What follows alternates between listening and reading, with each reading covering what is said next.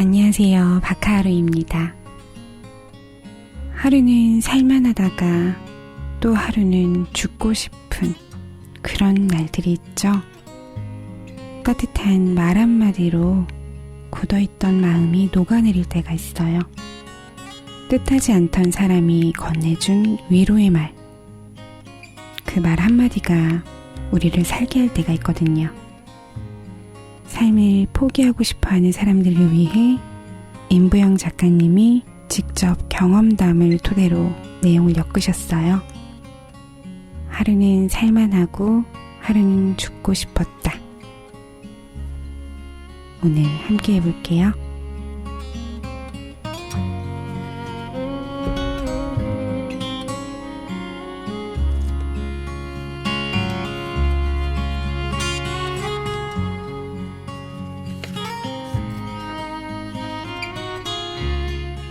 너는 지금도 충분해.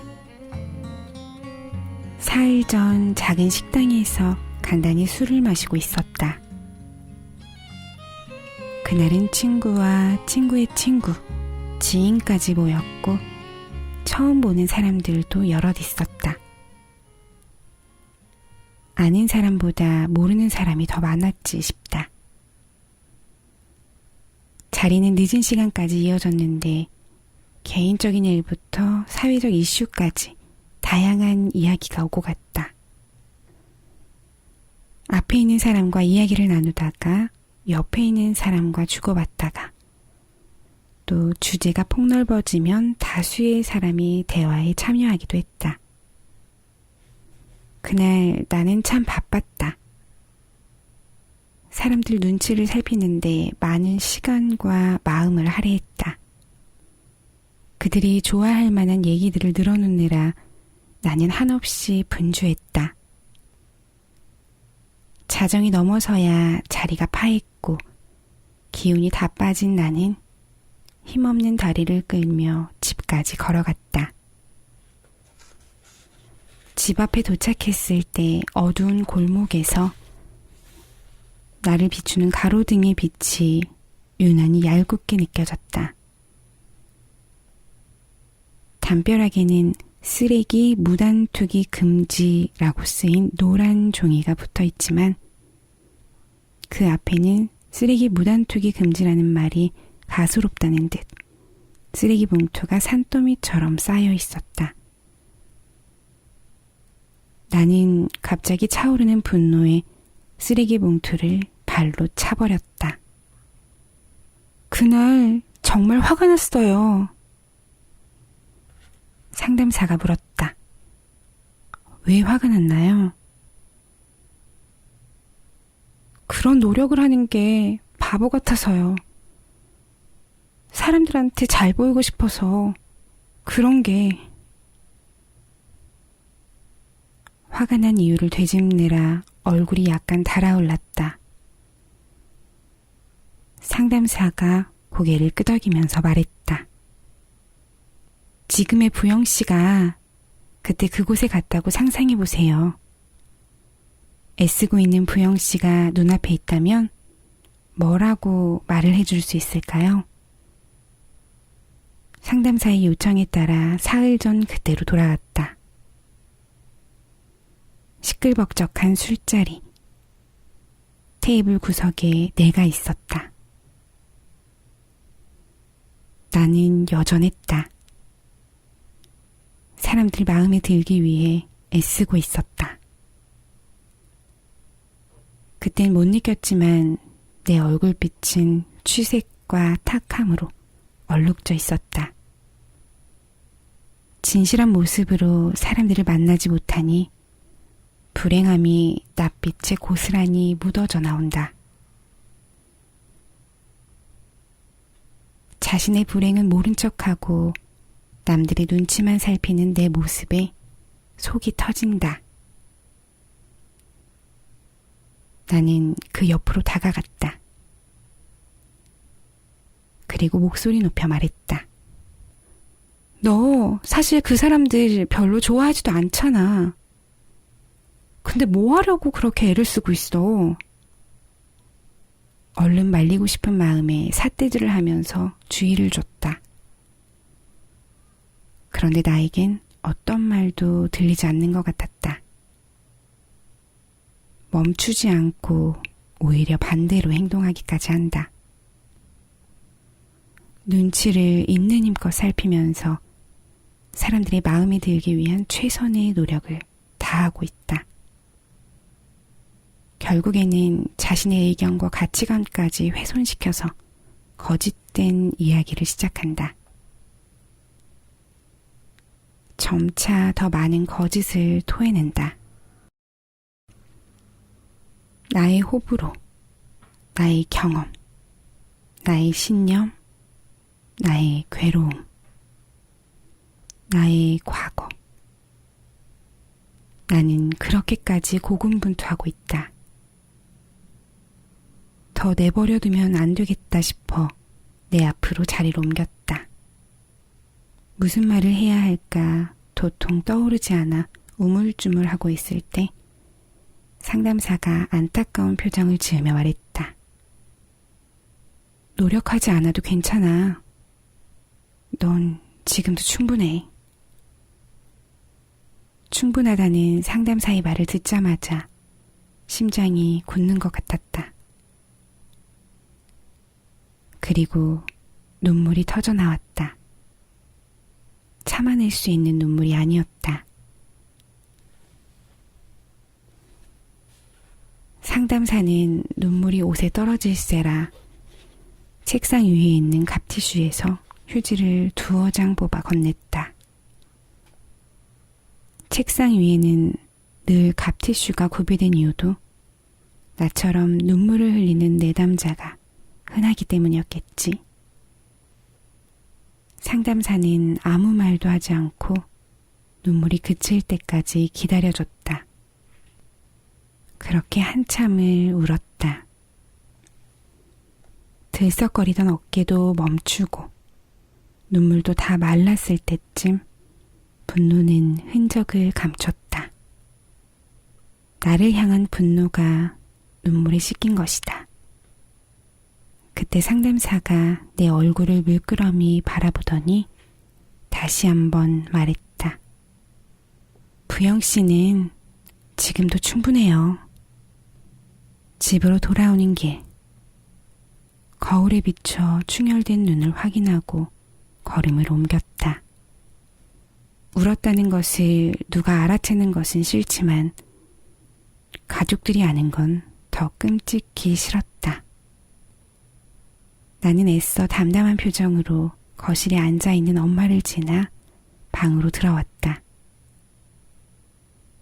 눈물의 흔적은 들키지 않은 것 같았다. 불현듯 내 모습이 머릿속에서 곱씹어진다. 나에게 삿대질을 하면서 주의를 줬던 그 모습은 나를 대하던 부모님의 태도와 몹시 비슷했다. 마음에 들지 않을 때마다 윽박지르고 혼내던 부모님. 우리가 겪은 대부분의 처벌은 훈육이라는 말 아래 감춰져 있지만 연약한 존재를 향한 분풀이에 불과하다.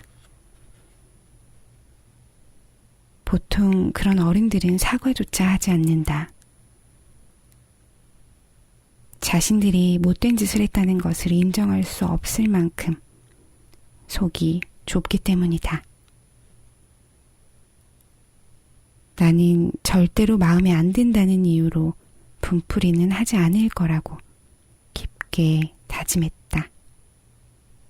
연약한 존재에게는 더 그러지 않겠다고 우리 집 고양이를 쓰다듬으면서 가슴에 새겼다. 아이를 대하는 어른의 태도처럼 우리 자신을 대하는 태도도 틀림없이 존재할 것이다. 나를 대하는 엄마와 아빠의 태도가 떠오른다. 우라통이 터진다며 나를 바라보는 엄마. 혀를 차며 나를 비난하는 아빠. 그리고 상담사의 다정한 얼굴이 뒤이어 포개졌다. 상담사는 다 괜찮다고 충분하다고 말하고 있다. 그나마 다행인 것은 태도는 언제든지 내 선택으로 바꿀 수 있다는 것이다. 나는 상담사의 태도를 닮을 것이다. 가까운 어른 중에서 상담사를 선택하는 것은 너무 쉬운 일이라 주저되지 않았다. 누구나 후회되는 하루가 있어요. 또 누구나 마음에 들지 않는 그런 내 모습이 있고요. 그렇다고 윽박지르고 미워하고 분풀이하지는 마세요. 그럴수록 괜찮아. 지금도 충분해. 너무 애쓰지 마. 라고 위로해 주시는 건 어떨까요? 너무 다른 사람에게 잘 보이려고 노력하지 마세요. 내 마음에게, 나에게 노력하는 시간이 더 필요하지 않을까 그렇게 생각해 봅니다.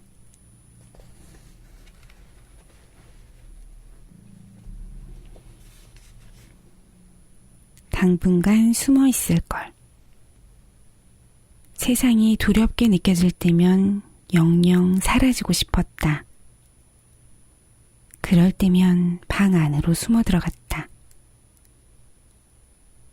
조용한 방 안에 혼자 있으면 세상에서 사라진 것 같은 고요함이 전해져 버틸만 했다. 스스로 한심하게 느껴지면 더 심한 두려움이 찾아왔는데 그 두려움의 형태는 공포심에 가까웠다. 공포가 휘몰아친 어느 날, 방 안에 있는 것만으로 만족 못했던 나는 침대 옆에 낡은 장롱을 발견했다. 어린 시절 장롱에 숨어있던 기억을 떠올리며 장롱 안으로 들어갔다. 이불더미 위에 몸을 쪼그려 세상이 나를 발견하지 못하게 숨어 있었다. 그러나 쾌쾌한 공기에 숨이 막혀 오래 있기는 힘들었다. 지금은 장롱에 들어가지 않는다. 그럴 만한 일이 있었다. 마지막으로 장롱에 들어간 날. 그때쯤엔 약물 부작용으로 체중이 급격하게 불었기 때문에 장롱문이 꽉 닫히지 못해서 1cm 정도 틈이 벌어졌다. 그 문틈으로 빛이 새어 들어왔다. 나는 문에 눈꺼풀을 바짝 붙여서는 내 방을 처음 보는 것 마냥 구경하기 시작했다. 그런데 그때였다. 내 눈앞을 가까이 가로막는 투명하고 노란 무언가. 바로 우리 집 고양이의 눈이었다. 벼락이 치면 서랍에 숨고 택배 상자에 숨고 베란다 구석에 숨어있던 고양이에게 겁이 많다고 놀려댔건만 장롱에 숨어있는 모습을 들키고 말다니. 우리 집 고양이는 자신보다 더 꽁꽁 숨는 것에 성공한 내가 부러웠을지도 모른다. 그렇지만 고양이에게 들키면서 생긴 수치심은 나를 다시 장롱 안으로 들어가지 못하게 만들었다. 나는 들킬 일 없이 완벽하게 숨기를 결정했다. 정신과 의사에게 입원 절차에 대해서 물었다. 의사는 입원이 어려운 것은 아니니 원하면 안내해 주겠다고 말했다. 그러나 나는 결과적으로 입원하지 못했다. 한 달에 3,400만 원이나 하는 엄청난 입원 비용 때문이었다. 수입이 없던 나에게 입원 비용은 오로지 부모님의 몫이 됐기 때문에 조용히 단념할 수밖에 없었다. 그런데 방금 검색해보니 100만 원 미만으로 갈 수 있는 곳도 많단다. 뭐가 어떻게 된 건지 모르겠다. 기억이 왜곡된 것인지 그 사이에 복지가 좋아진 것인지 아무튼 나는 비용 때문에 입원하지 못했다. 그렇지만 나는 입원했어야 했다.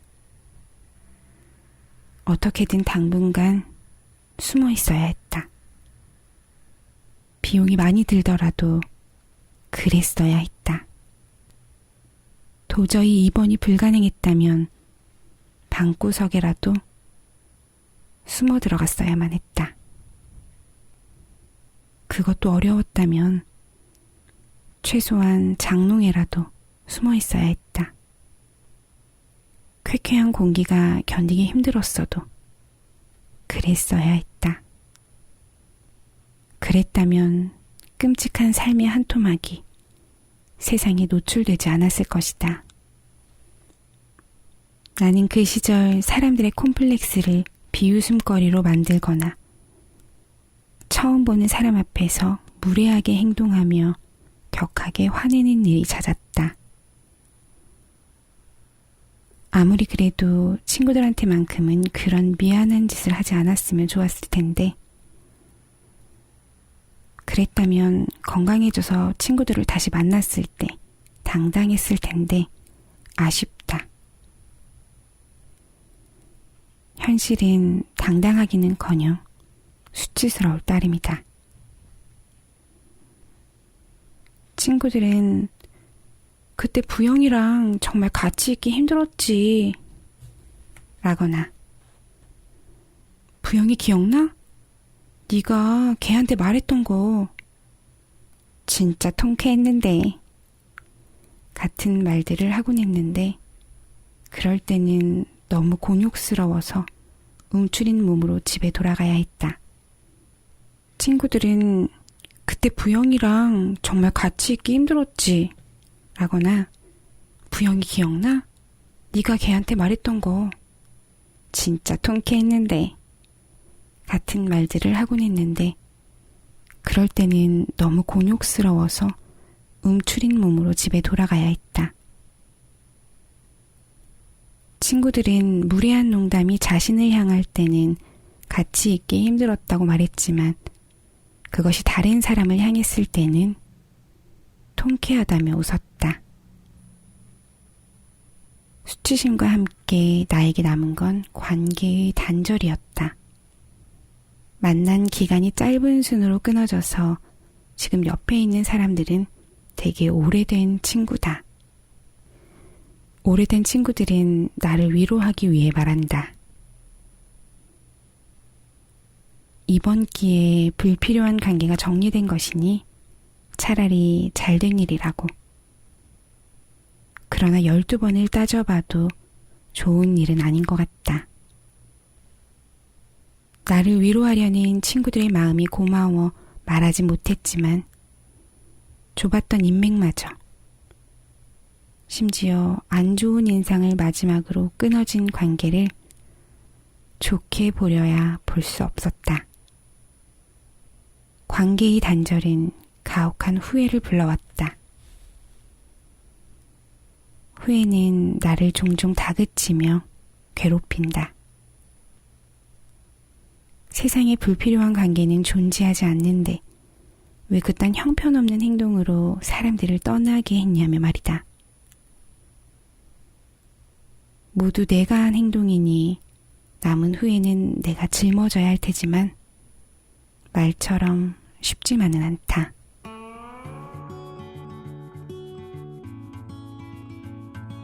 세상의 모든 것에는 금이가 있대요. 그래서 그 금이 사이로 빛이 들어올 수 있다고 해요. 아마 부영님께서 들어갔던 그 장롱에도 어딘가 모르게 미세하게 금이 나 있지 않을까요? 그래서 다시 세상으로 나올 수 있었던 건 아닐까요?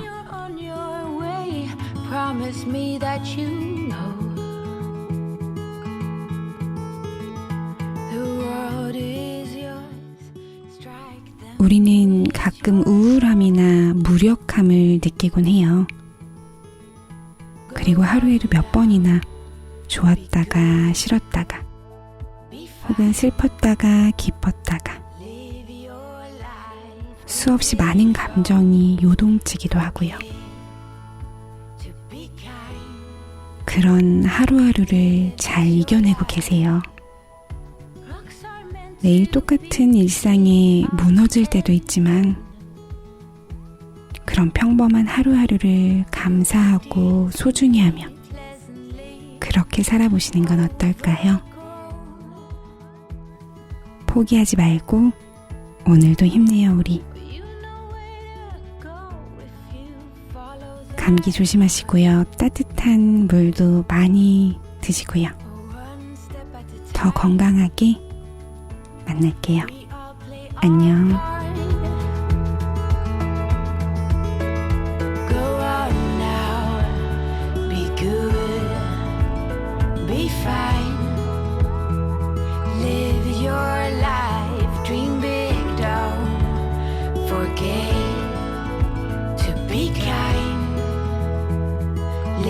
It's your life.